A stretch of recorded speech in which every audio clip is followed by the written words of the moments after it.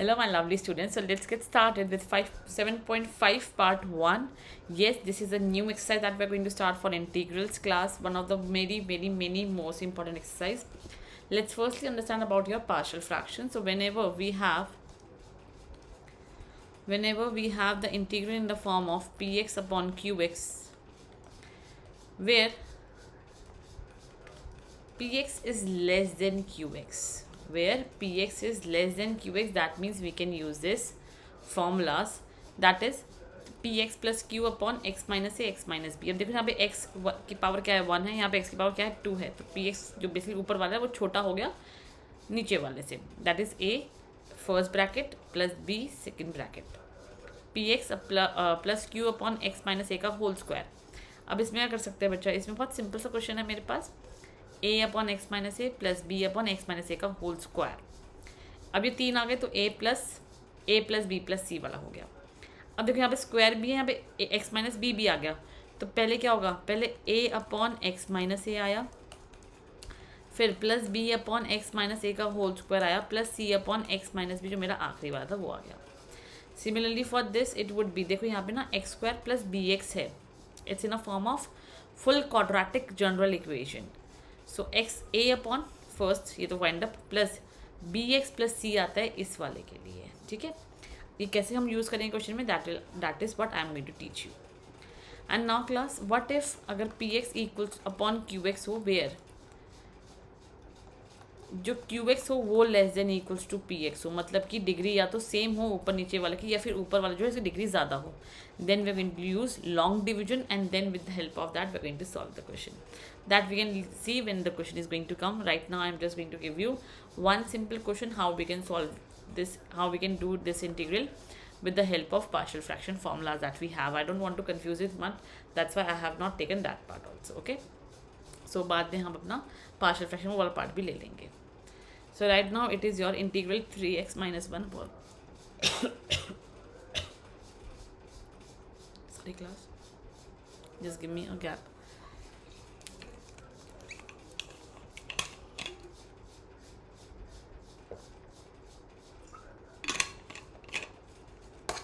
Integral 3x minus 1 upon x minus a, x minus 1, x minus 2, x minus 3.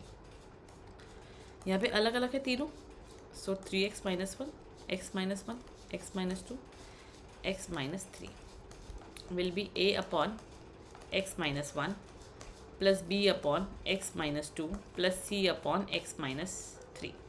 Take the LCM first of all.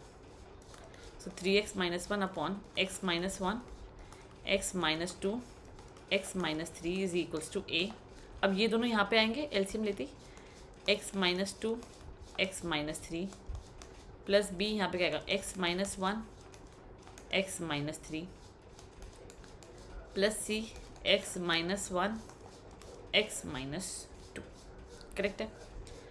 Upon में जो भी आएगा मेरे पास x minus 1, x minus 2, x minus 3, ये part cancel, तो क्या बचा 3x minus 1 is equals to a. Multiply करना शुरू कर दो, x square minus 2x minus 3x minus 5x plus 6 plus b x square minus 4x plus 3 plus c x square minus 3x plus 2. Correct है यहाँ तक? तो I hope यहाँ तक किसी को कोई भी डाउट नहीं होगा. नाउ कंपेयर करते सबसे पहले हम इसको. So firstly let's compare your x square. तो ज़ीरो यहाँ पे तो कुछ है ही नहीं, यहाँ पे क्या है ए बी है, बी बी है, सी बी है, a plus b plus c. पहले तो मुझे यहाँ तक मिल गया. Now I even have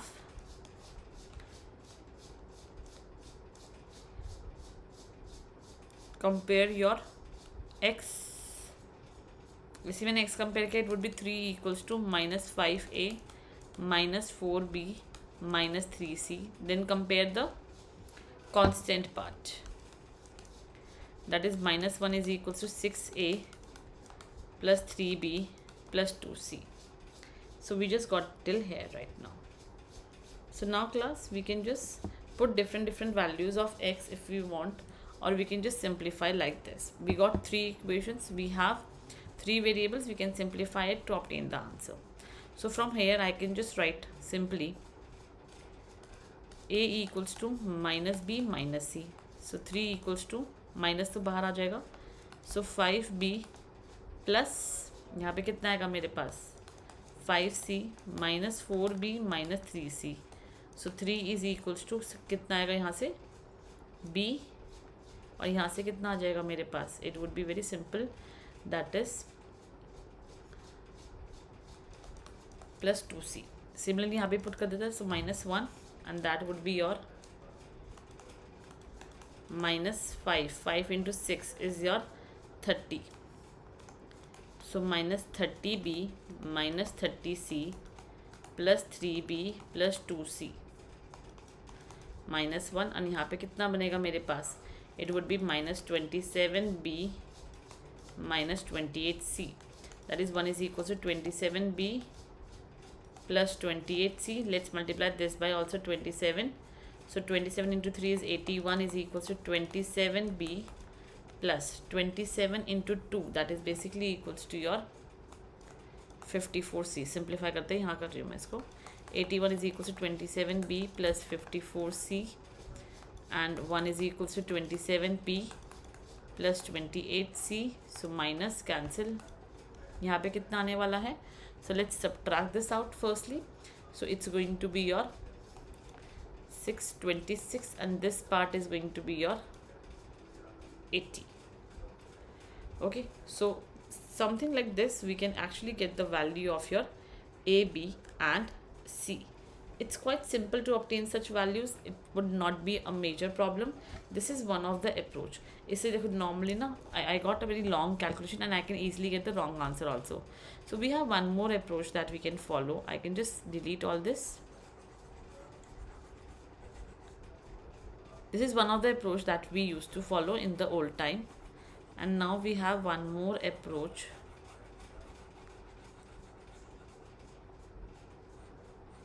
And let me just tell you that approach. We will just use hit and trial and put different values of x to obtain the value of your a, b and c. That is जहाँ पर भी zero ज़्यादा हो रहा है ना, हम वो वैल्यू पुट करके देखेंगे. इसका मतलब क्या है. So first of all I would be beneficial if I can just put my x equals to 1. Just cut this statement also. We don't even require this statement, this one. फिर हमें simplify भी करने की कोई ज़रूरत नहीं पड़ेगी. We can directly obtain the answer like that only. So let's put x equals to 1. So that is 3 minus 1. 2 is equals to, I'm going to get over here as a -1 -2 plus 1 minus 1 0 and यहाँ पे भी 0. इससे मेरे पास a की value आ गई. So यहाँ से कितना आएगा +2. So a is equals to 1. How simple it is to get the value, correct?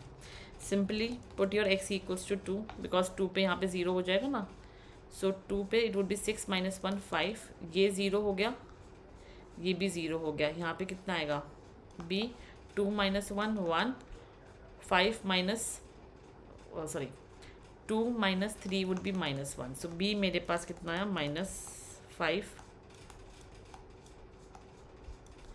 Simply for c x equals to 3 तो ये 0 हो जाएगा, ये भी 0 हो जाएगा.